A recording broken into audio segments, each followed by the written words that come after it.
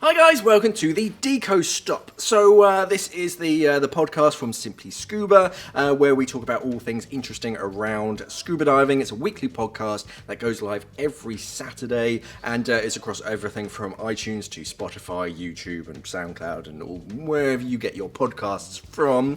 But today's episode is sponsored by Teespring. Right now, we are running a 15% off offer that runs until February 15th. So if you're looking for something for your special other for Valentine's Day, maybe this is something worth looking into. But more about that later on in the show. There'll be a discount code, I imagine. But we'll talk about that later.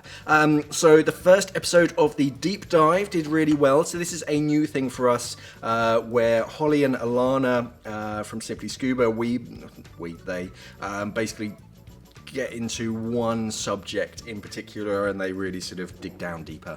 In this week's show, they were talking about heated undersuits and how that can affect your decompression, and the fact of it's quite nice being nice and warm on a dive, but actually not that great if it changes your decompression, are they really worth it? So if you want to check that out, then head over to our YouTube channel and click on that video.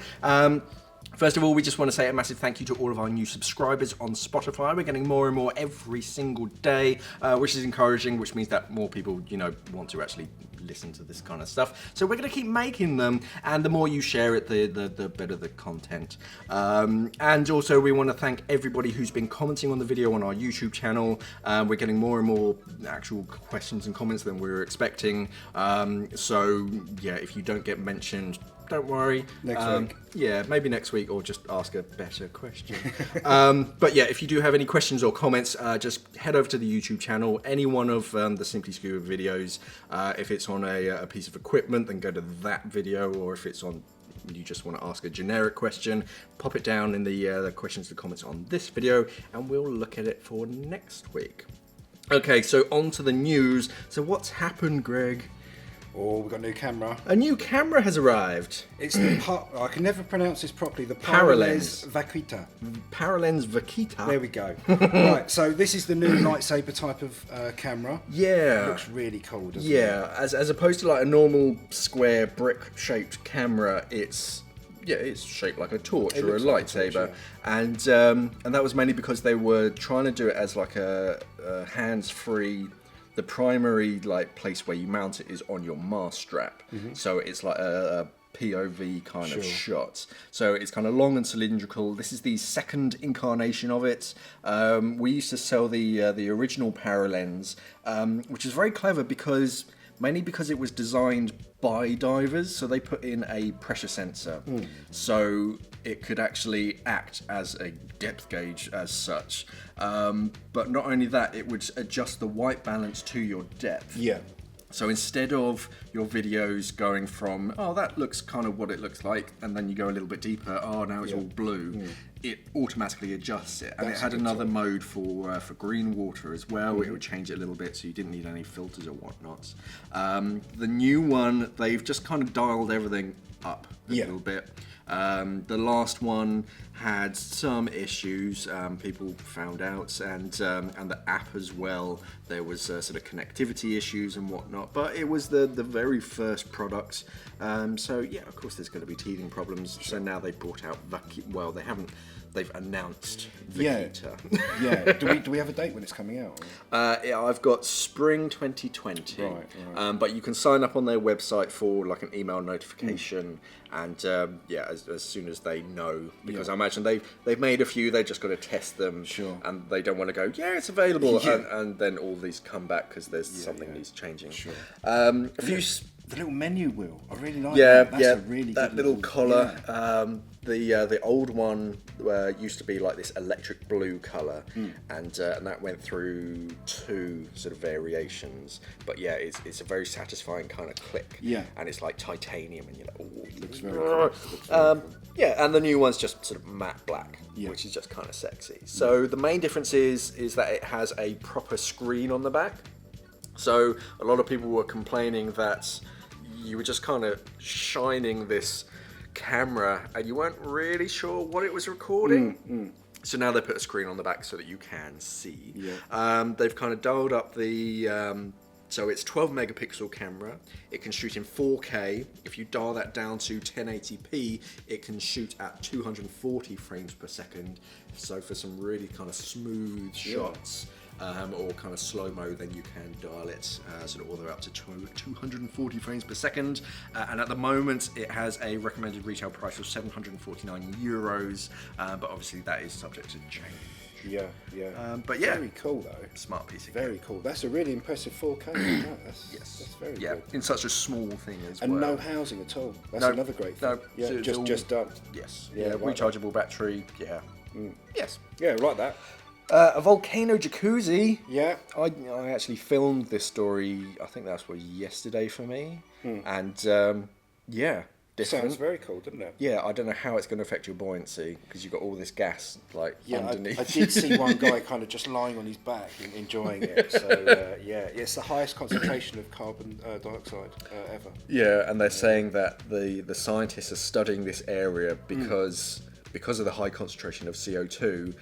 It could be like, oh, well, if we look at this might be what like the rest of the Earth's reefs might be if climate change goes like diabolical. So they're kind of studying that to see how things are surviving in that kind of concentration and going, oh, okay, how can we learn from that? Because apparently the reefs are doing quite well down there as well. So.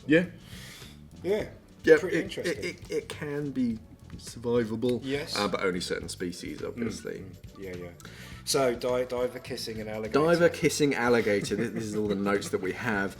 So this is a free diver in the Everglades, Florida, and he's there's this like alligator just kind of like chilling out, sort of under the water, and the guy sort of gets his selfie stick, so goes up and just kind of boops it on the nose. Yeah, you're like, More and more people are sort of experiencing crocodiles and alligators under the water, and it's actually not that bad. They're not as it's well because they're just chilling out. They're doing their crocodile alligator thing, and they're not really kind of hunting or anything. So you can. No one's really gone up and cuddled one or tickled one, but you can get quite close and get some interesting Just shots. At this point, we no way in any shape or form recommend it any at all.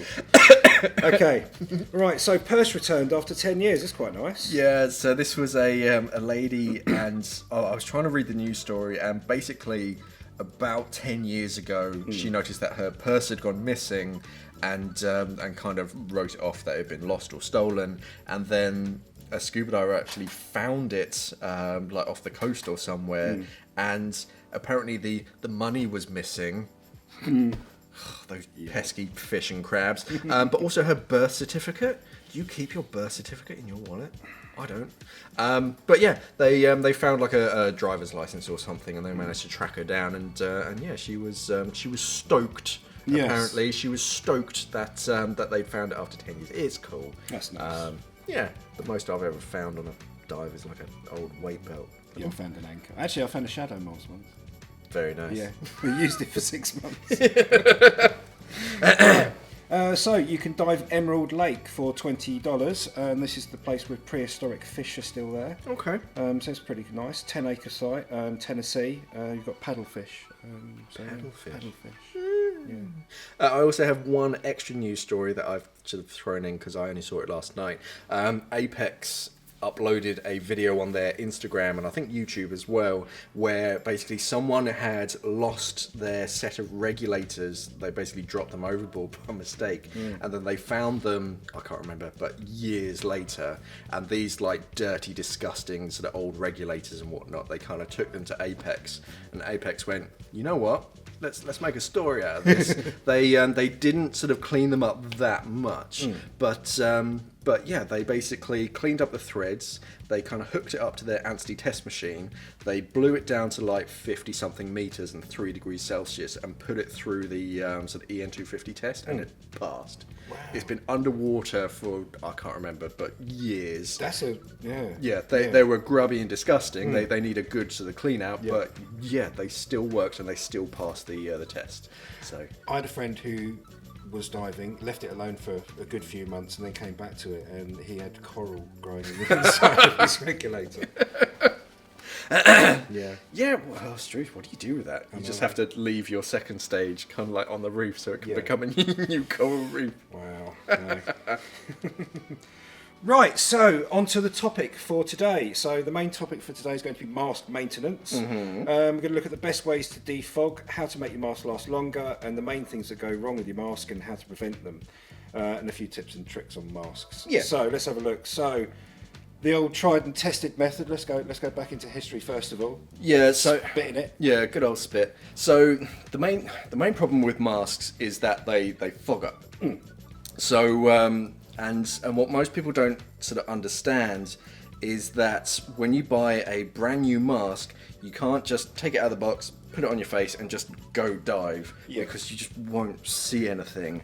And it's basically because there's various reasons kind of online, but the most consistent one that I keep finding is that the release agent from the sort of mask manufacturing process actually sort of embeds itself into the teeny tiny little sort of crevices inside the glass. It's microscopic, but it's still there, and this just means that water moisture kind of condenses on that, and that creates the fog. So you need to be able to clean that out, and there are various different mask sort of preparations and treatments, and yeah, spit is always the cheap one that you can never leave at home. We often have this the saying, the greener the cleaner, because if you're just spitting in it, then yeah, it should be fine. And yeah, I've done it. It works. Yeah. I mean, when you first get a mask, I would always get my mask and put the kids' white toothpaste, the one that hasn't got granules in it. Yes. Nice smooth toothpaste. Put that in, give a nice layer, and leave it overnight. Yes. And that kind of draws it all up, and then wash it all off, and make sure. And you're also smelling minty fresh in the morning. So yeah, that I found that was a good way to get rid of it. But there are actual proper products out there for it. Yeah. I mean, you've got anti-fog sticks, sprays. You've got an anti-fog film. There's all sorts of stuff. But when you first buy your mask, it will require that to sort of take it off and get rid of that stuff. Yeah. There's kind of two different treatments. You've got the preparation when you very first get a mask, and then you get the kind of the daily or the every single time you go for a dive, that kind of treatment. So for the initial prep, I know of about 3. So you've got the toothpaste. You've got sort of things like sea buff, and then you have the flame treatment, which you kind of see in an emergency. Some people swear by it, but you basically get a cigarette lighter and you have that on the inside of the lens, basically until it creates soot on the surface. I've done it myself, and it does kind of work, but as I was sort of discussing with a guy at Atomic, he basically says, yeah, but it's actually affecting the tempering of the glass. Yeah. So, Yeah. and you run the risk of literally melting the skirt or the frame of your mask, so it's just not worth it. No. Yeah, I use toothpaste a lot. I often do it sort of multiple times with that kind of, you apply it and then you wait for it to dry, because as you said, it draws it out. Yeah. And then you kind of wash it, give it the old kind of breathe on it to see if it fogs up. If it does, then just do it again. Sure. But yeah, 3 or 4 times. And good. I mean, how to make your mask last longer? Basically, look after it. If you have a nice mask case or something like that, because the most problems you're ever going to get with your mask, once it's working, once it doesn't defog, is you're going to be smashing the glass. That's probably the main thing that goes wrong. And that normally is because you drop it on the boat. You drop it off the side, it hits the bench, that kind of thing. Yeah, something falls on it. Yeah, something falls on it, you put it in a bag, and then that bag gets crushed underneath the weight of all your other gear or the other 10 bags that are thrown on it. Yeah. So a nice regulator case just to keep it kind of safe. Yeah, and if you're not sort of diving, if it's like the winter period, you're not going to be diving, then just treat it like bread. Yep. Put it in a dark, cold room where the sunlight can't get to it, ozone can't get to it, because especially with clear masks, they turn that kind of nicotine brown really, really quickly with sort of UV light. So yeah, just keep it dry, keep it cool, and keep it dark. Yeah, and obviously after you've been diving, give it a good old wash. Yes. And every now and again, clean around the seal. This is something I didn't used to do until you get to a point where you've got a nice black seal. I never noticed it on the black shadow, but on the clear shadow, you definitely noticed it. Yeah, so, that's why you see a lot of instructors have black skirted masks. Yeah. It's not to like focus your vision or anything. It's just so you can't see the mould growing a bit more between it. But yeah, I used to dive a Tusa Geminis mask because you can disassemble it with no tools, clean it. We used to put it in the ultrasonic cleaner, and that would get all the crud and the nasty growth on the inside off your mask, and just put it back together and you've got a brand new mask. But not great. So how to look after your mask. And other than that, as far as like tips and tricks, so we mentioned spit for defog. I tend to use a watered down sort of children's hair shampoo, because that I find is a very effective sort of defog solution, and because it's no more tears, I don't cry. There's nothing worse than being on a dive and your mask just keeps fogging up, so you keep like flooding it so that you can wash the inside of the lenses and then clearing it, and then you get that little splodge of like seawater in your eye and you can't rub it, and it's just the worst thing ever. But obviously with any kind of mask treatments, try it on like a small corner first, just to make sure that you're not damaging the lens. You don't need to do it on, or you shouldn't do it on plastic lenses, polymer lenses, because they will scratch. If you have like treated lenses, we have a like special coating. Don't do it on that, because you're likely just to remove that coating. And you only really need to do that inside of a mask. I've seen a fair few people like put toothpaste on the outside of the lens. Nice. The outside can't fog up when you're underwater. So no. Other tips. So I was taught to splash some water on my face as soon as you get in, because that kind of cools your face down. And touch wood, that's always kind of helped with me. But other than that, I think that's about it. I've seen people like put cut potatoes on it and stuff, and you just okay. But toothpaste and baby shampoo seems to work for me. Pretty much does it.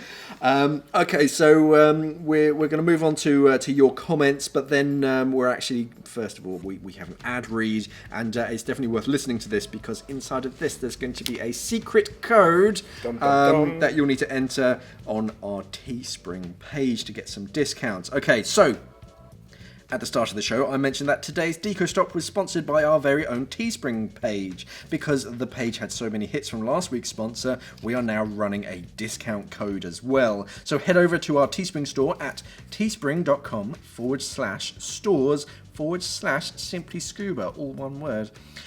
Or if you're watching this on YouTube, just click on the link pinned in the comments and that will take you straight there. Have a look at our t-shirts, hoodies, stickers, socks. Yes, we do Simply Scuba socks. And sort of once your sort of basket is full, head over to the checkout and type in promo code DECO15, that's DECO15, and you will get 15% off your total order. So this discount code is live until the 15th of February. And we just have, basically whenever we come up with a funky, cool idea, we basically put it on a t-shirt. Teesprings can sort of make it in your size and colour, whatever you want. Then they ship it directly sort of from their manufacturing site. So, 15%, that's not bad. An extra 15% off just makes it that much nicer. And we've got Valentine's Day coming up, so that's a nice gift. Yay. Why not?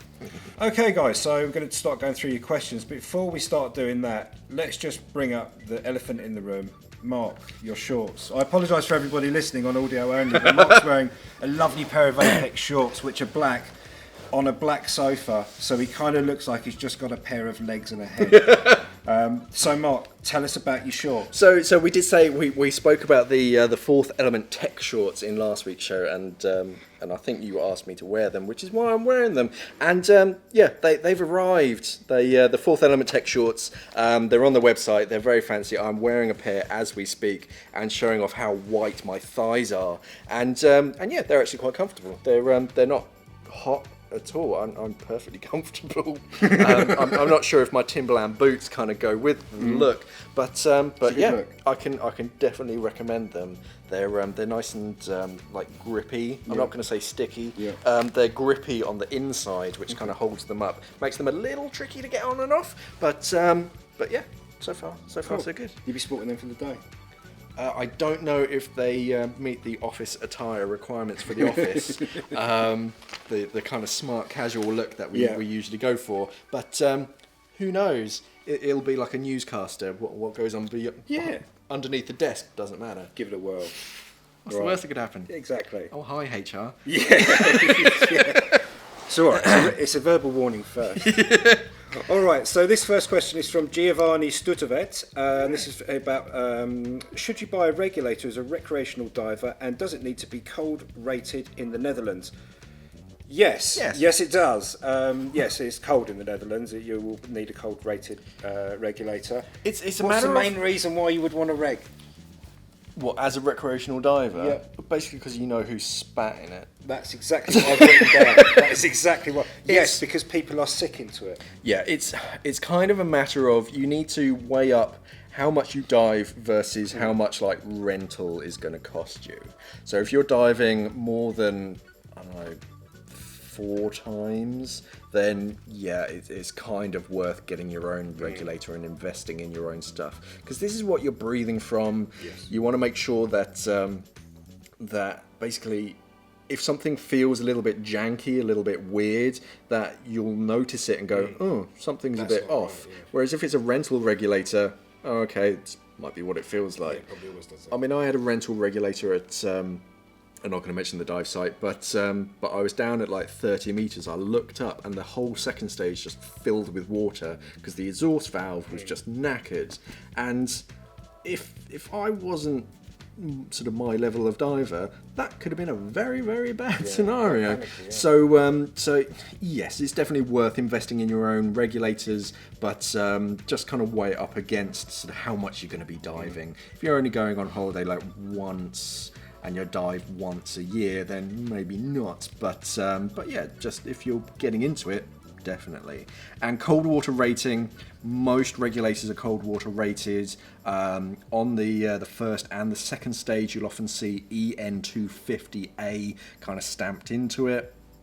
That basically means that it's been tested down to like 10 degrees Celsius, and yeah, it should be fine. It's only a rare few regulators that have EN250A greater than 10 degrees, and they're more your kind of lightweight travel regulators. Yeah. But it just means it's going to improve the cold water performance, and it can cope at cold waters, and it's less likely to sort of free flow when it gets cold.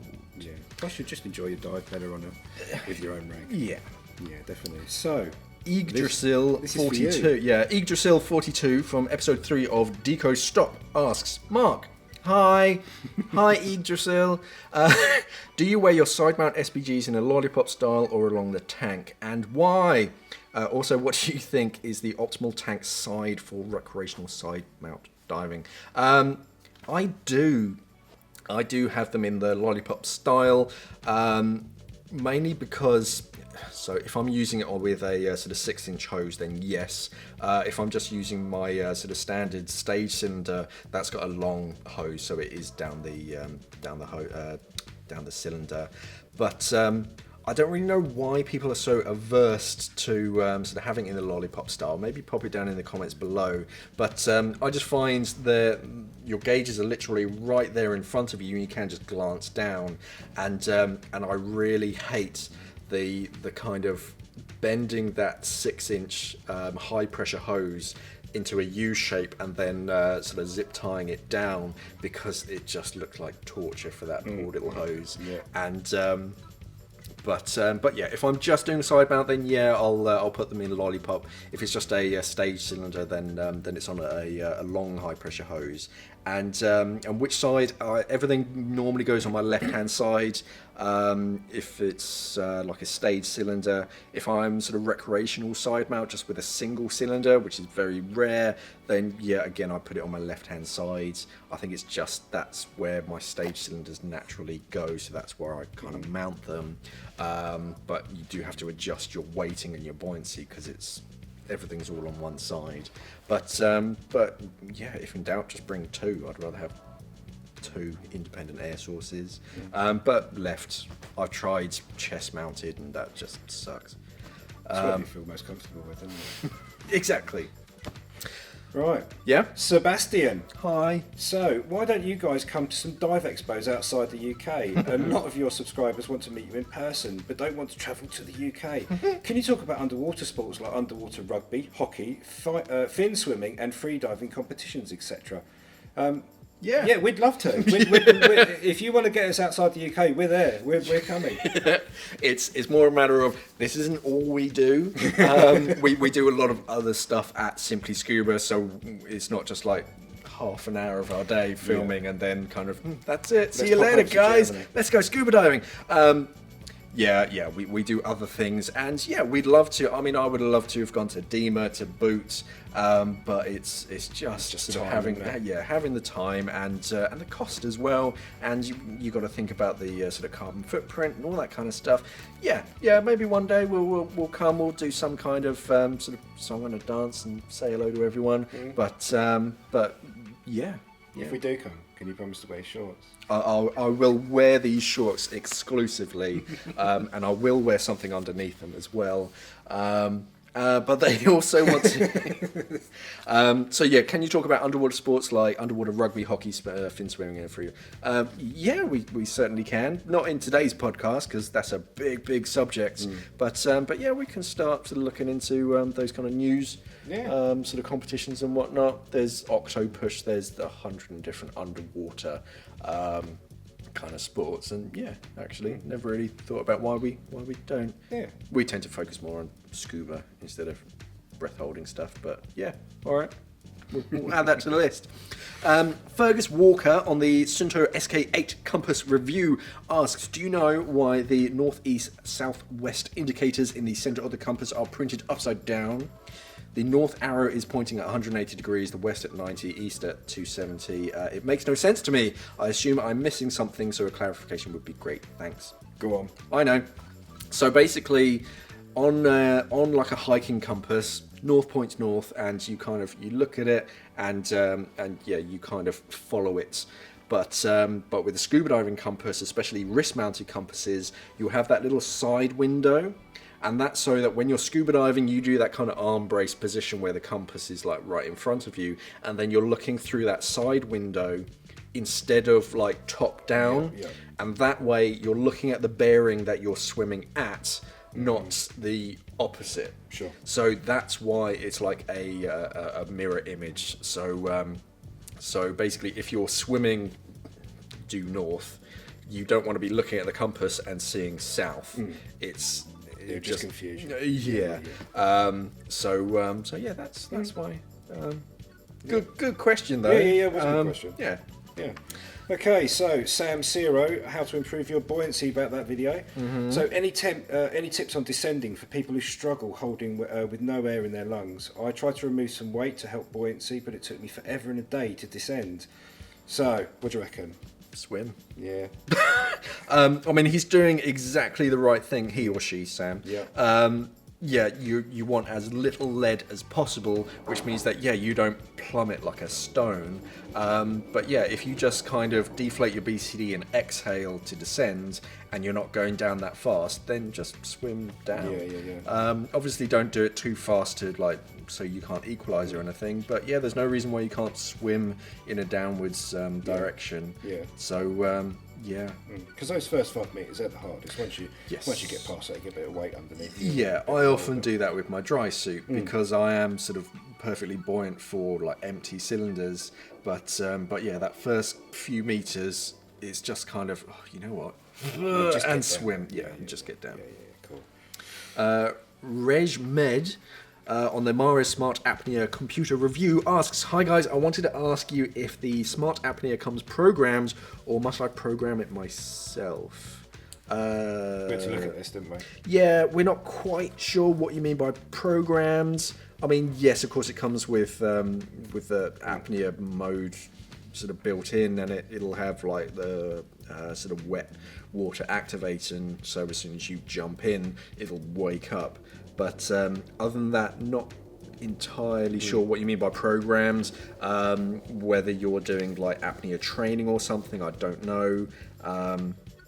Yeah, it does say on it that it's got customized program settings, customizable program settings. So I'd imagine that it's got programs and you can mess around with it. It's the old adage, just before you even get wet, go through the entire user manual and just kind of change all the settings to your sort of personal fitness levels and all that kind of stuff, so that the dive computer is more accurate to what's going on in your body. Stigisaurus, awesome name, asks how to improve your buoyancy. Mark, hi. I have perfect neutral buoyancy. Yeah, you do. In warm water, but I just can't seem to figure out my buoyancy and weighting when I don a dry suit. Yes. I use negatively buoyant fins, but still find myself struggling almost to entire dive and typically ascend uncontrollably even with 1000 to 1300 psi left in my tank. Any advice? Yeah, so the only real difference is your dry suit. So you have this massive sort of air pockets, body of air over your body. So that's the main sort of difference in these two scenarios that I can see. Most of it is just kind of practice and just kind of reducing the amount of sort of buoyancy that you have in your dry suits. So in the UK, we tend to teach only use your BCD on the surface, and then when you're using or adjusting buoyancy underwater, you use your dry suit, because then that's just more insulation to keep you nice and warm. And yeah, it's just getting a decent position, practice with your sort of auto dump or your cuff dump, depending on what you're using, and most of it, unfortunately, is just kind of practice. Yeah, neutral buoyancy in warm water when you're just wearing sort of board shorts and rash vests is easy, because you don't have anything that changes buoyancy.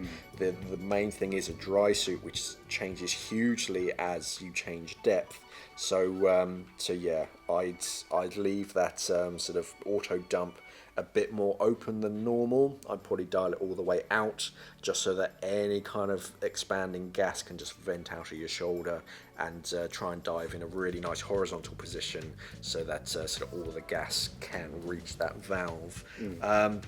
That's kind of it, to be honest. It's just kind of practice, and try and do a buoyancy check at the end of a dive. If you have tanks that are down to like 800, 500 psi, then do a buoyancy checks like just under the surface after you've done your safety stop and all that kind of stuff. And then if you can't stay like 1 or 2 meters under the surface, then you might need a bit more lead. But other than that, you're doing the right things. You're just sort of getting in the water and practicing. Yeah, definitely. Right, so this is our last question from Brad Scrap. You sound well hard. He just does. He's up for a scrap. Yeah, Brad Scrap. Especially the question, what to look for when buying a BCD. What's the best advice for BCDs for bigger divers? I told you it was hard. I've been looking online and I don't seem to be able to find one whose size chart fits me.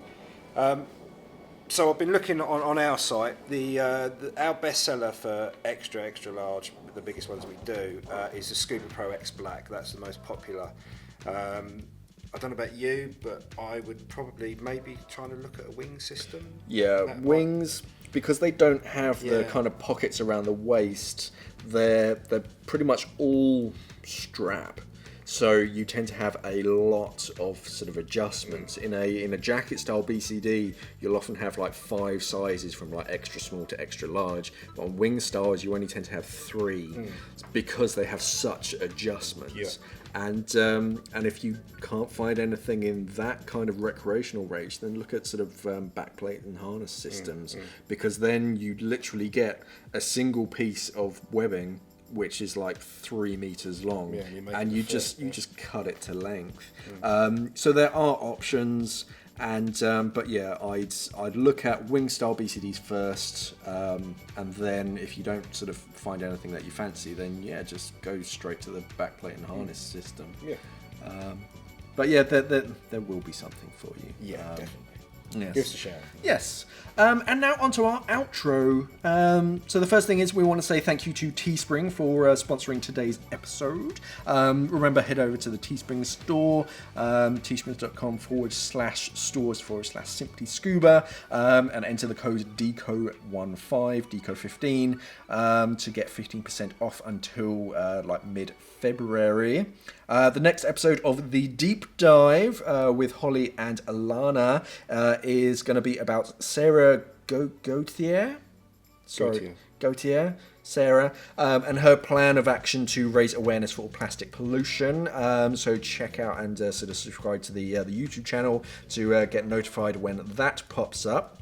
Don't forget to follow the podcast on Spotify. If you're not following, then you won't get notified when a new episode comes up. Don't forget to rate us on iTunes. It really does help us out. Mainly the 5-star ones. Don't worry about the rest of the stars. They don't really mean anything. Just click on 5. That's how you activate it. And pop any of your questions in the comments in YouTube. Any questions, comments, queries, worries, whatever you got about scuba diving, pop it down in one of our YouTube videos. And we will notice it, and we might mention you in next week's show. Don't forget to share the podcast with all of your diving friends to help spread the word and get people in the water. Yeah. Thanks for watching. Thanks for listening, and safe diving. Thanks, guys. DSMB, decent sized DSMB, something like 1-2 meter long DSMB. Don't tend to bring a lift bag unless I need it. I do carry a backup mask in my thigh pocket, because something will happen. I think the one dive that I did, and I didn't bother to put my backup mask